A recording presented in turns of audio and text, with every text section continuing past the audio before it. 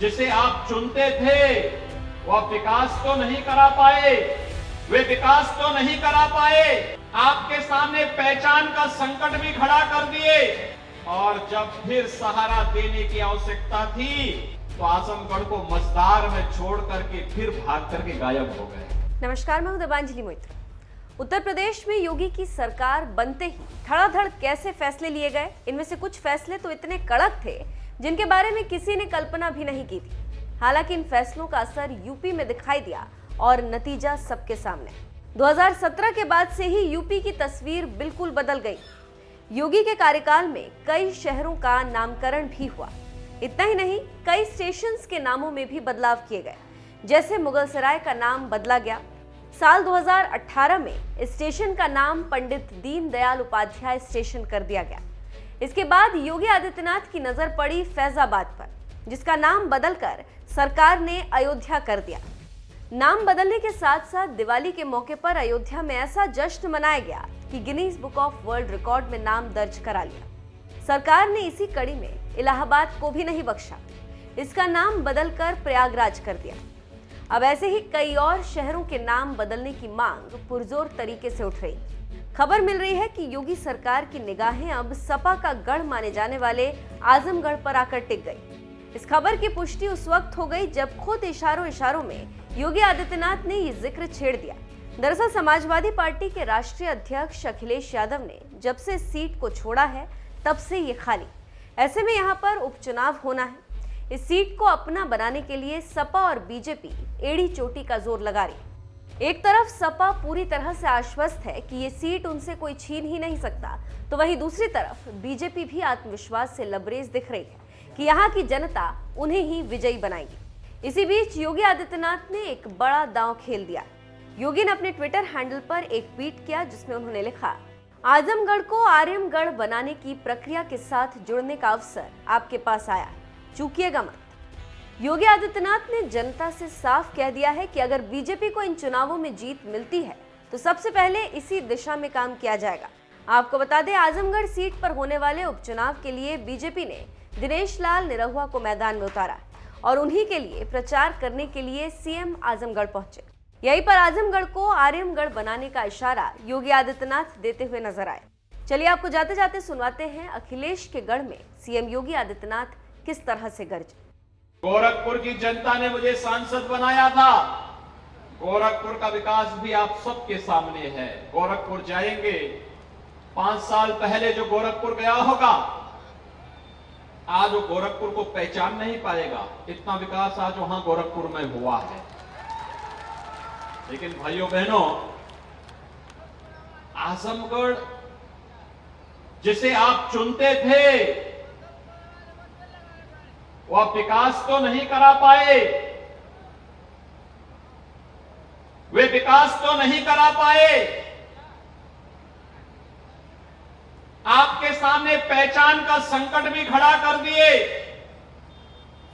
और जब फिर सहारा देने की आवश्यकता थी तो आजमगढ़ को मझधार में छोड़ करके फिर भाग करके गायब हो गए।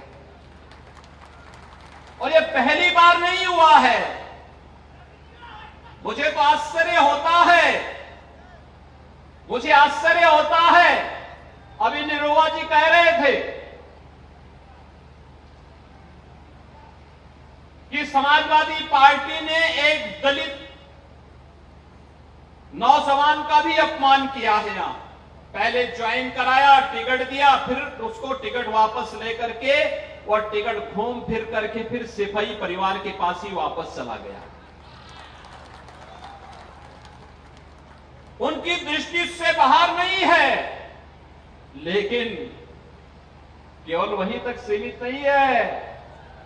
बहन जी ने भी जिन्हें अपना प्रत्याशी बनाया है, समाजवादी पार्टी उनको भी धोखा दे चुकी है। याद है ना, विधानसभा चुनाव में समाजवादी पार्टी में वे गए थे। समाजवादी पार्टी ने उन्हें टिकट से वंचित करके पूरी तरह बेरोजगार कर दिया था। तो समाजवादी पार्टी की तो प्रवृत्ति ही धोखा देने की है। चाहे वह प्रदेश को धोखा देने का हो, चाहे वह आजमगढ़ को, चाहे यहां के नेताओं को, चाहे अन्य कार्यकर्ताओं को, वे सबको धोखा देंगे। लेकिन भाइयों बहनों, आजमगढ़ के विकास को हम लोगों ने काशी और गोरखपुर के विकास की तर्ज पर आगे बढ़ाने का काम किया, ईमानदारी पूर्वक कार्य किया। आजमगढ़ को पूर्वांचल एक्सप्रेसवे के साथ जोड़ दिया गया कि नहीं जोड़ दिया गया? कैसा बना है पूर्वांचल जो पूर्वांचल एक्सप्रेसवे कैसे बना है? आपने पूर्वांचल एक्सप्रेसवे में यात्रा किए हो? कितने लोगों ने यात्रा की है? ये पूर्वांचल एक्सप्रेसवे का शिलान्यास भी प्रधानमंत्री जी ने किया था, मालूम है ना? जुलाई 2018 में इसी आजमगढ़ में प्रधानमंत्री मोदी जी ने इसका शिलान्यास किया था और नवंबर 2021 में कोरोना के बावजूद समय से पूर्वांचल एक्सप्रेसवे बना और प्रधानमंत्री मोदी जी के कर कमलों से इसका उद्घाटन भी हो गया कि नहीं हो गया है? अब तो आजमगढ़ के लोग अगर लखनऊ जाना चाहेंगे तो मात्र 2 घंटे में लखनऊ पहुंच सकते हैं पूर्वांचल एक्सप्रेसवे से, मात्र 2 घंटे में।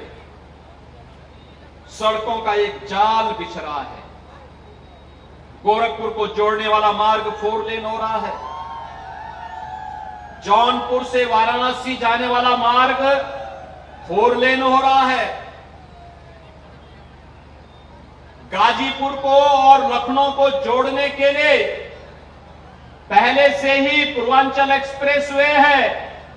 और भाइयों बहनों, अभी तो हम लोग बलिया को जोड़ने के लिए भी एक बड़ी कार्य योजना को आगे बढ़ा रहे हैं, और वह भी आजमगढ़ और मऊ के बीच से होकर के बलिया को भी जोड़ने के एक बड़े कार्य को आगे बढ़ाने जा रहे हैं।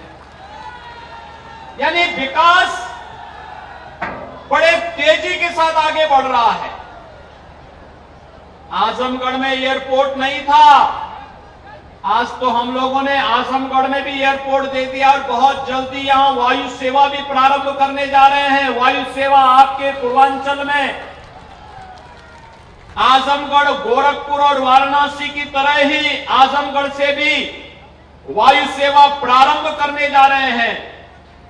यह भी आपके लिए पहले नहीं हुआ था और अब आजमगढ़ के नौजवानों को डिग्री लेने के लिए